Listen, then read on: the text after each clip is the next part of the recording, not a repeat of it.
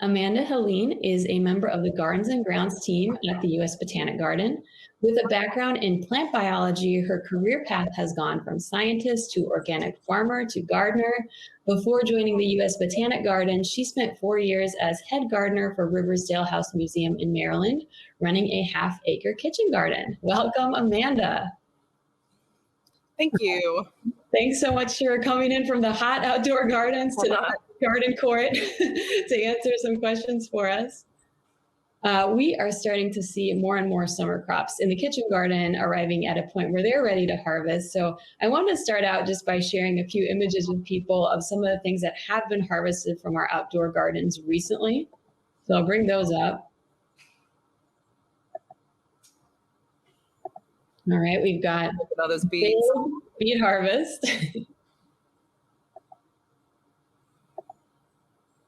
A big carrot harvest. Somebody mentioned wanting to learn more about carrots and more about beets, so great timing.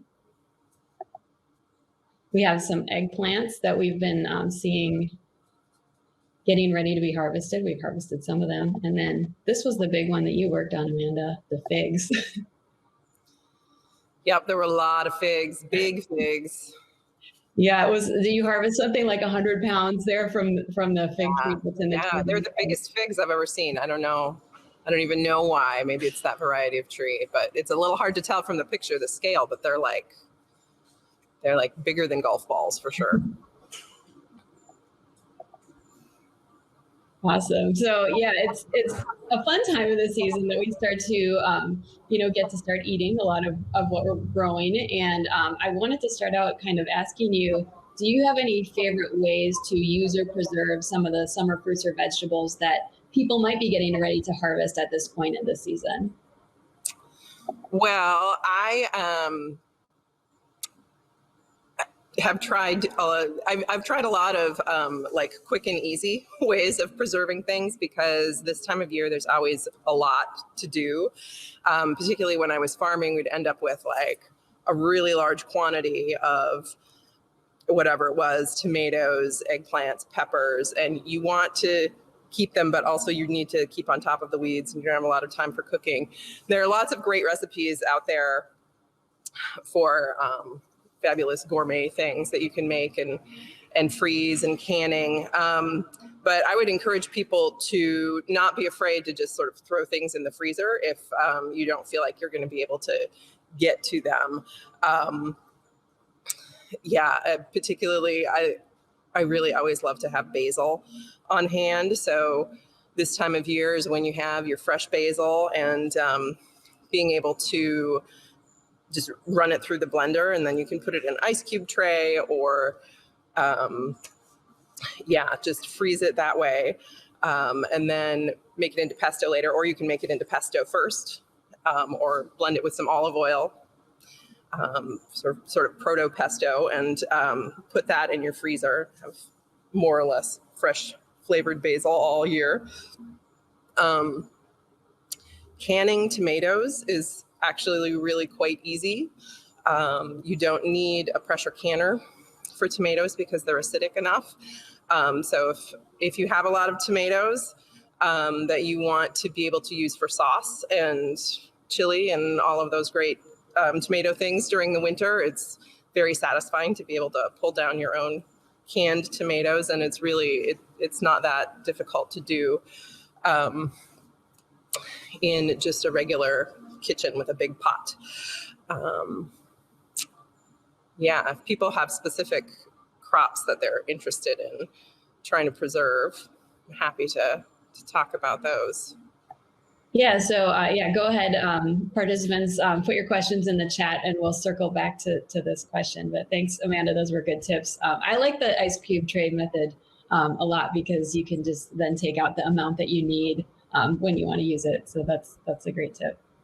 Next thing we wanted to bring up is that although it might be hard to believe, thinking about how hot it is out, we are actually coming up on time to start thinking about fall crops. And wanted to know if you could talk about what people can be doing now or in the next few weeks to start thinking about getting ready for fall. Yeah, it's an important time to remember that fall is coming because it's really easy not to be ready for it.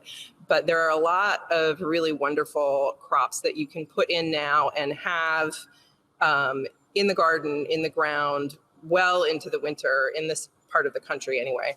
Um, it's really wonderful to be able to have um, kale or collard greens.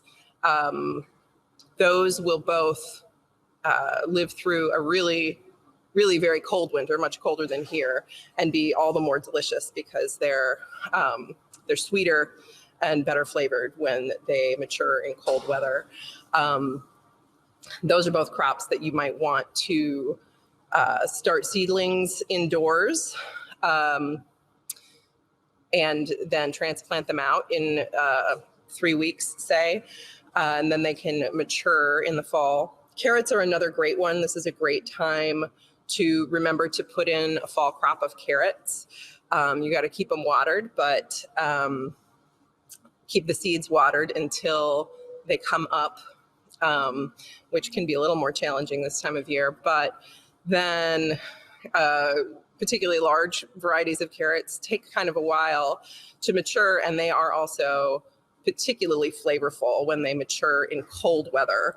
That's a hard thing to grow this time of year, really delicious here, unless you have the right variety. Like if you plant your carrots in the spring and then you end up harvesting them this time of year, often they can be a little bit disappointing. But this is a great time of year to plant them and then have them through the fall. And in fact, in the winters that we have in the DC area, you can even leave them in the ground through the winter, as long as you dig them up and use them at some point before they start growing again in the spring. They'll be delicious and sweet, and because of the frost. Great. Thanks, Amanda. Those are great tips. I need to harvest the last of my carrots, but now I'm like, oh, am I going to be disappointed? But there's an opportunity, right? I can put in a fall crop. By this point in the season, a lot of vegetable gardeners will have faced some challenges. For example, people might be seeing some of their plants with evidence of pathogens or pests. And I wanted to ask, do you have recommendations for people to learn from? Let's not say like failures, but challenges in the vegetable garden, and what people can do to sort of help preventing the same things from recurring in their gardens year after year? Well, the really key thing to do is to diagnose what problems you're having. There are a lot of diseases that can be prevented with rotation or a little bit different cultural practices if you know that they are likely to occur. So if you figure out what is wrong this year, that's just a really valuable piece of information for the following year. Thanks. Yeah, good idea. What we can do next is that we're starting to get some questions in the chat. And if people do have questions specifically about that, about pathogens or pests or other challenges that you're noticing in the garden, feel free to put those, in the questions tab, not the chat tab, in the questions tab. And we'll see how many of those we can get to. And what I'd like to do now is just transition over to some of those questions that have been coming in so far from participants. So let's start out with this idea of planning for fall. Somebody asked, is it possible to start zucchini, and is it possible to start peas for a fall harvest? This is a good time to start peas. I would probably sooner rather than later. Zucchini, I think you could probably still get some zucchini at this point. Many seed packets will have the number of days to maturity or days to harvest on them. And you can look at that specifically for zucchini. And if you have the packet of seeds or if you're ordering them, you can look at that and do a little bit of a calculation of when they'll be ready. And with zucchini, if you had planted it earlier, there's potential for it to, for that plant to produce all the way from June until September if it's a healthy plant.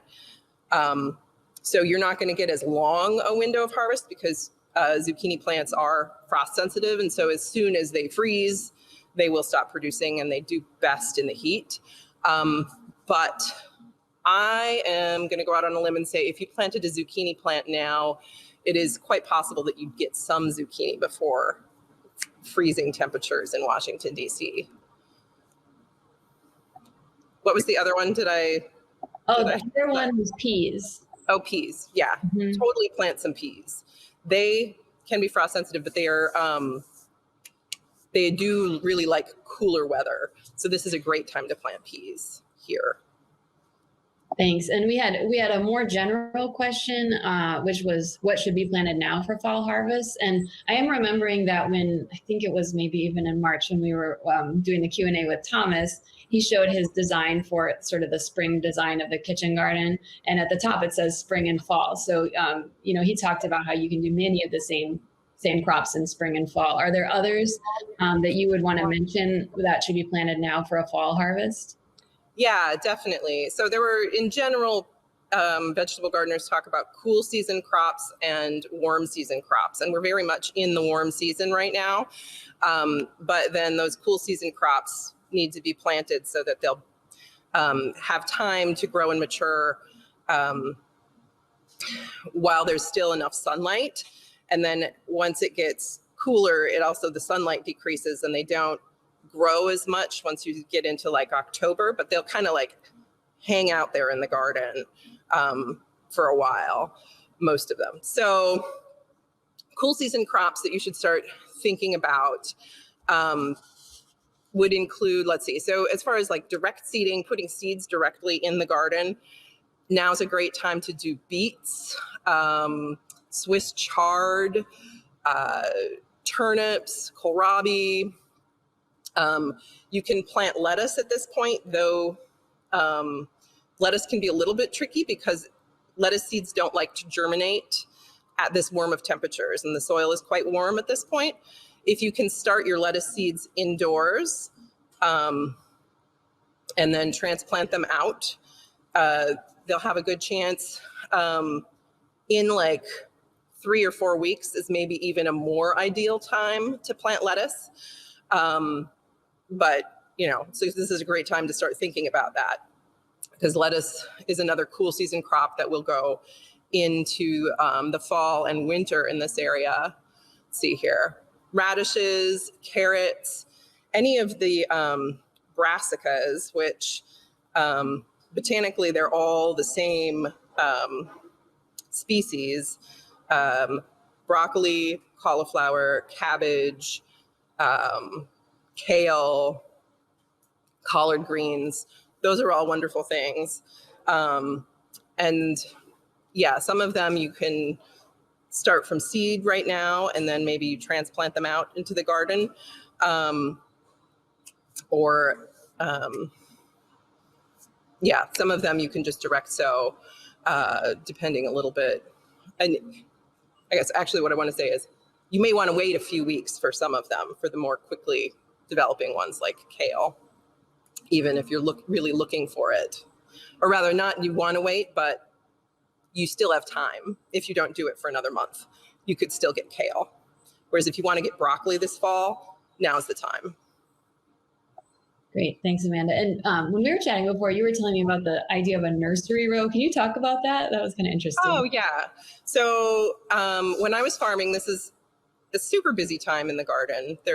Everything is going on at once, and it's really easy to lose track of growing seedlings.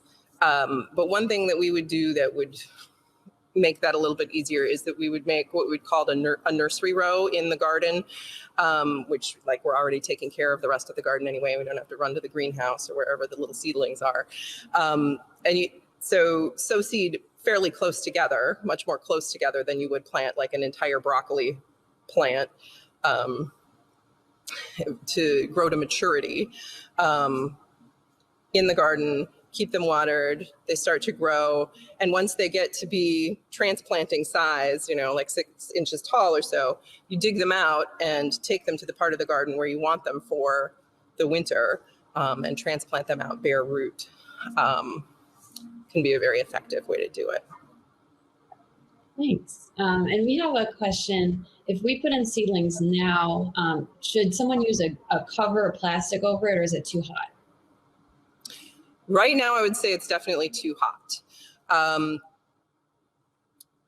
That would be more if you have things that you want to keep warm, probably a little later in the season. If you have a place where you can not put the cover on until later, that is great for a lot of different things. If you have lettuce or, I don't know, peas would be a good one to start somewhere that you could cover them later. Another thing to keep in mind about cold frames and really small, like covered enclosures, is that they, even when it's much cooler outside than it is currently, they will heat up quite quickly in the sun. And so a lot of times what people end up needing to do is uncover them during the day or vent them, depending on the temperature. Because the larger, like the bigger the greenhouse, the more stable its temperature, the slower it warms up. But also, you don't want things to be fluctuating between 100 degrees and freezing. That doesn't really promote healthy plant growth.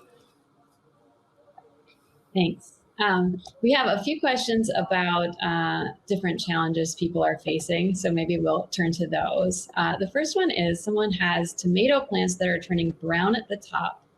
They're producing fruit though. What's the best thing to do?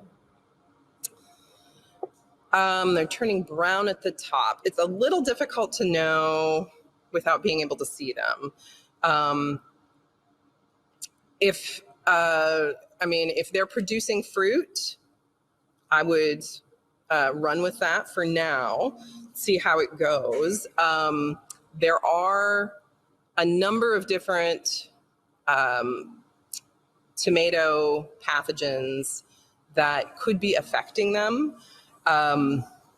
You can go online, and there are many of the extension services and master gardener organizations have photos online that are really useful for diagnosing what's going on.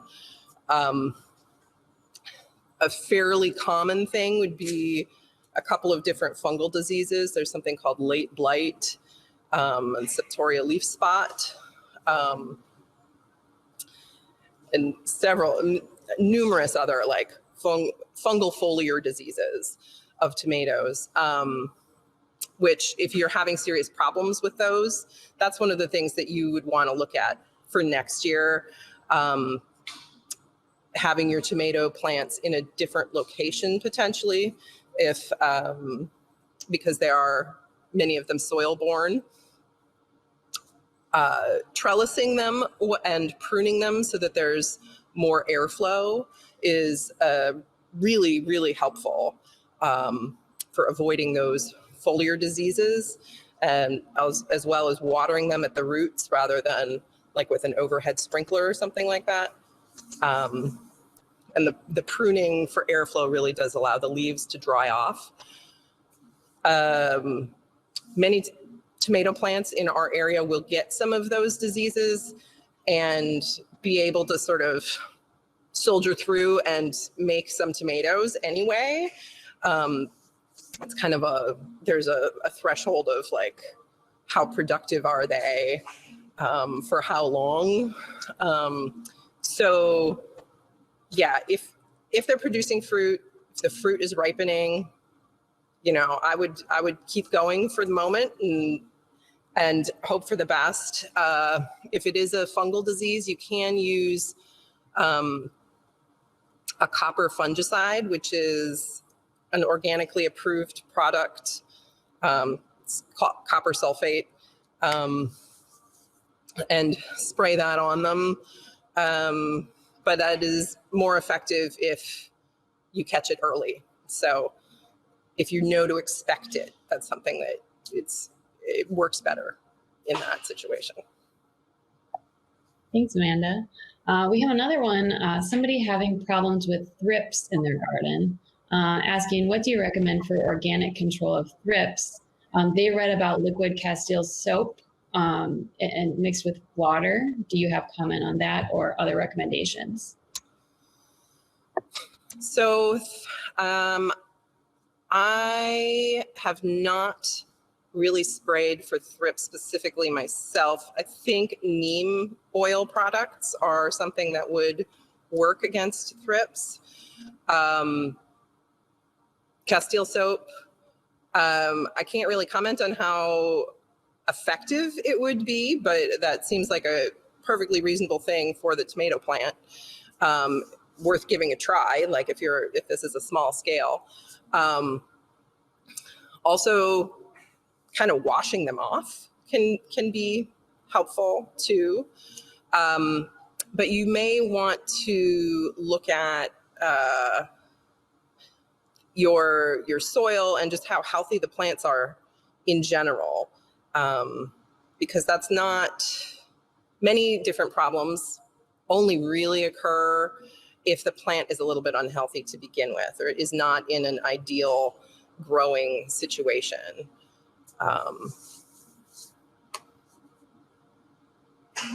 Great, thank you. We have a few people who are looking ahead and wanting to know, one, are there any perennial veggies that would survive a Virginia winter and come back next year without being planted again? Perennial veggies. So asparagus is a great one. I feel like everybody should have some asparagus. That's a perennial. Let's see here. There are this is a little bit of an obscure vegetable, but garden sorrel or French sorrel is a leaf vegetable that has a really delicious kind of lemony flavor. It's also there's a French sorrel soup that it gets used in too. That's a perennial you can have in the garden, and that means that it comes up really quickly in the spring and you have it early on. A lot of the culinary herbs are perennials that would be great. Let's see here. Those are the things I can think of off the top of my head. Any kind of, it's also, fall is a great time to be planting any kinds of berry plants and fruit trees, figs, any of the perennials that you would normally be able to have. Strawberry plants, plant in the fall. Garlic is not a perennial necessarily, or not treated as one normally in the garden, but that's definitely something that you plant in the fall. Later than now, but you would need to look at where you want to get your seed garlic from at this point. Thanks. And then someone was asking about planting a cover crop. Specifically, should they plant a cover crop when they're vegetable gardening in a small space or a container? And one thing they were thinking about was winter rye. Do you have thoughts on that? Winter rye is a great cover crop. Definitely would encourage you to plant a cover crop. Maybe not necessarily for containers. So a container just in general is a little bit more, the soil is a little bit more temporary. Like you might just replace all of your soil in your container. But they help keep down erosion. They help suppress weeds that you don't want. And winter rye is a good one. This is a pretty good time of year to sow it. If you don't want to be using that garden space for something else that you want to eat during the winter, is the caveat there. So it can be a little bit tricky just as far as like planning the garden space, because most cover crops other than winter rye would need to be started probably around this time of year if you're going to get enough growth off of them to make it worth the trouble. If you plant, say, a lettuce crop now or in a few weeks, and then you end up harvesting lettuce until, say, October, you can still plant winter rye in October or even later, and it will come up and it will grow a little bit. and it will hold the soil there and do those great things that it does, including in the spring. Then you turn it into the soil and it adds organic matter and helps maintain those the soil microorganisms that really make healthy organic soil. If you do have space in your garden that you don't want to have vegetables in right now, it's a great time to plant winter rye, and then it's going to get much bigger. And one really great thing that I love to do is then your winter rye in the spring, it's going to shoot up in really early spring, like before you want to plant your vegetable garden for the spring necessarily. It's going to shoot up and start to go to seed. And before it goes to seed, if you cut the rye down, sort of like 3 inches high, the plants will die. You won't have to dig them out. Their organic matter from their roots and stems will be there, adding to your soil, to the nutritional qualities of your soil. And you can just plant straight into among the little dead rye stems, because they're not growing anymore. As they decompose, they have what are called allelopathic properties, which means they suppress growth of seeds. Like they'll suppress germination of seeds, which if you're trying to plant seeds in your garden is not so good. You'll want to remove it. But if you're planting transplants and you don't want weeds to be germinating, that's great. So that's a fun method to try if you want to put in some winter rye right now. Yeah, I like that. That's a great tip. We had a few people asking about preparing and using veggies, so maybe we can switch to that. One person asked about root cellars. They want to know about why you would use one. How does it help the post-harvest outcome for your root vegetables?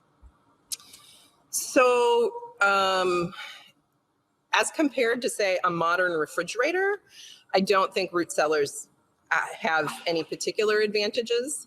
I think the purpose of a root cellar is to have a lot of space where you can keep your large harvest of potatoes, carrots, beets, celeriac, cool, but not freezing through the winter, where you can, check on them and manage them, and make sure that things are not spoiling, whatever, in a enclosed space. So, if this is all about scale, if we're talking about somebody's kitchen in a sort of regular home, a lot of what you have, maybe you can keep in your refrigerator. Like if you have a nice big harvest of beets, beets will keep for a really long time in a plastic bag in the crisper drawer.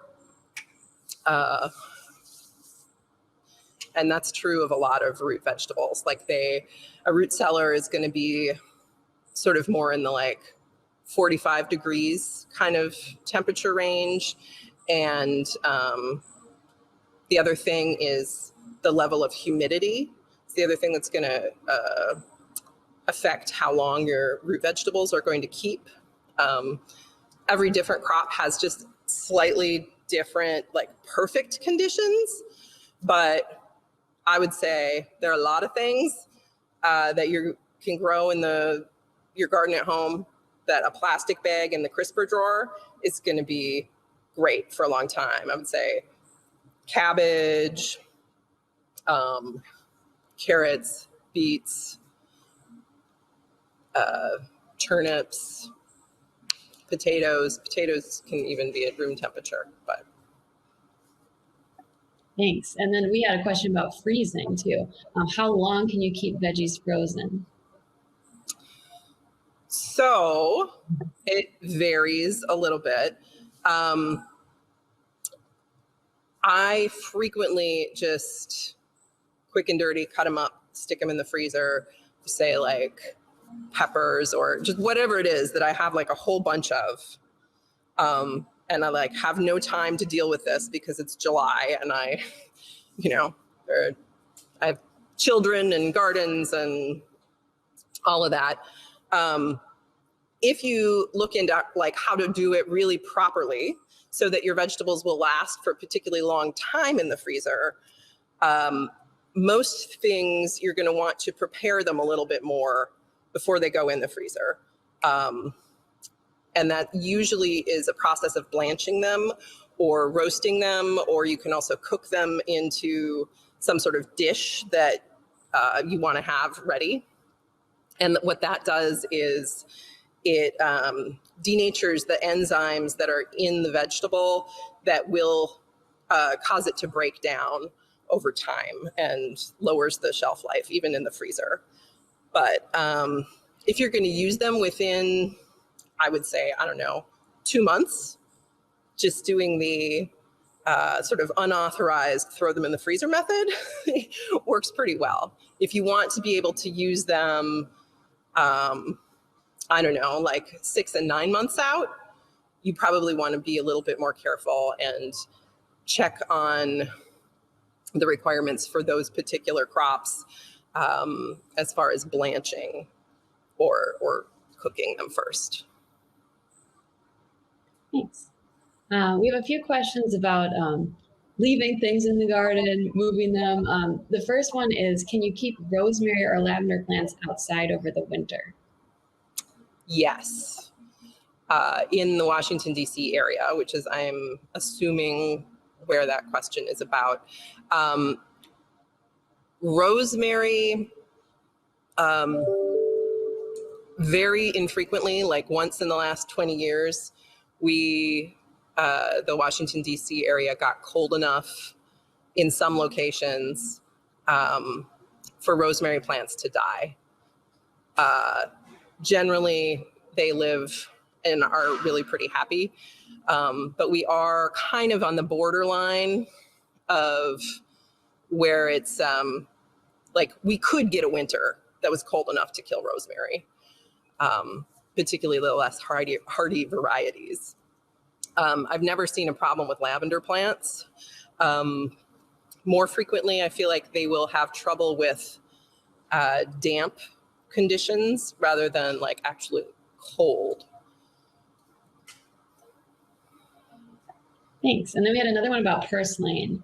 Someone said they keep seeing purslane used in salads on a cooking show, but they had been pulling it out of the garden thinking it was a weed. Wanting to know, if they let it grow, how much will it spread and would it suppress other weeds? I'm going to go with no, it won't suppress other weeds. It's definitely edible, and I can see how it might be trendy on cooking shows. There are quite a few different edible weeds. Purslane's not one that I like to eat. There's a big difference between being edible and being delicious. It's got a very fleshy texture to it that is not my thing. If you like it, by all means eat it. I would recommend if you're going to grow it to eat it, you're going to want to harvest it when it's like young and tender. You're not going to want to just let it go until it gets big. You're still going to want it. Really what you want to do is you want to weed it out of the garden and take it in the kitchen and eat it. You don't want to let it go and go crazy because it is, it will spread, it will go to seed. You'll have a lot more purslane. And if you really want to grow purslane, that's all fine and good. But if you want to grow other things and not have the competition of weeds, it's less good. Thanks. We had a question going back to the challenge. Somebody asked, how long does a chemical that kills all plants last in a vegetable garden? Like, how long do they have to wait? If they had a section totally covered in stilt grass and they treated it until they could move forward with planting vegetables in that space? It depends on the chemical. And that is something you should be able to read up on. If we're talking about glyphosate, which which is probably one of the most common things, the trade name most people know is Roundup. that does not stay in the soil. It breaks down really quite quickly within a few days. You can find that information, though. That is, legally required information there in chemical labeling. There will be a what do they call it? There will be information about how long you have to go for agricultural purposes for food crops, either between spraying and harvesting the crop or in the soil. So look up the specific chemical and its half-life in the soil.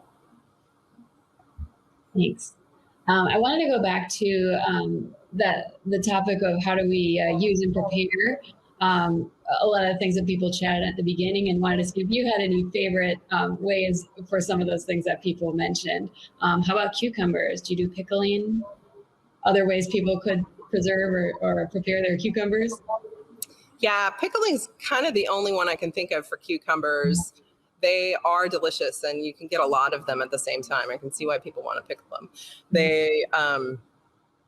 You can pickle them both with the traditional vinegar method that is really widely available in the United States, in grocery stores or whatever.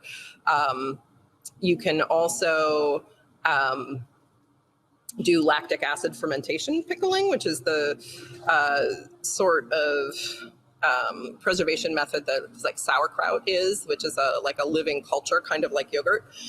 A lot of people think have great health benefits, and you get some different flavors and whatever. I would also put it out there that you can do refrigerator pickles for cucumbers or other things where you don't have to necessarily cook and can them, but look up recipes online. But basically, if you slice them up and put them in a vinegar and whatever seasoning solution and put them in the refrigerator, they'll pickle and keep longer than they would otherwise.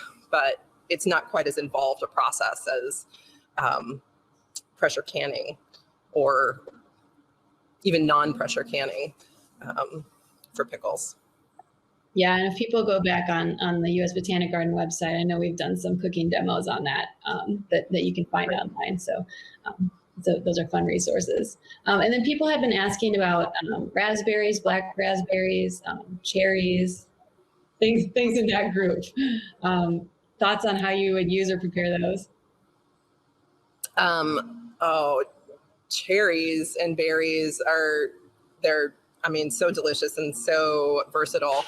I've got to say, at our house, we don't have much trouble with needing to preserve them because my children just eat them all right away. But they are really easy to freeze in a way that they're very easy to use in smoothies and whatnot. Cherries, it's a little bit more tricky because they've got the pits. So you do, not tricky, but labor intensive. You do need to remove the stem and remove the pit. I've got a little cherry pitter that just does one cherry at a time. It pop out each of those, which I've got to say I do every year with pie cherries because those are really difficult to find. So if they have them at the farmer's market, or if I'm able to get some off of someone's tree, I will go to the trouble of pitting several quarts of pie cherries and then lay them out on a sheet pan and put the whole sheet pan in the freezer. And then once they're frozen, roll them off into a Ziploc bag and keep that, or whatever kind of container you want them in, permanent or long-term, in your freezer. And then it's really easy to just take a few out, or, one pie worth. Thanks. We are getting close to the end of our program, so I wanted to kind of end with a question for you.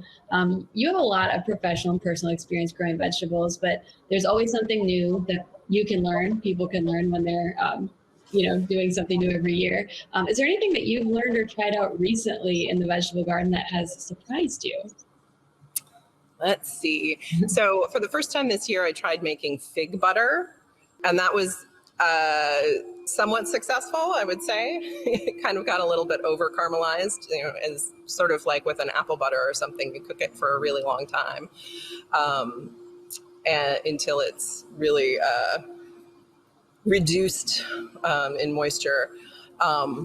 But yeah, I'm excited about trying that again and improving that process a little bit. Wanted to say thanks, Amanda, for taking time to be here with us today. We really appreciate you sharing your expertise as always. And thanks to our participants for all of your excellent questions. I'm always learning a lot from these sessions.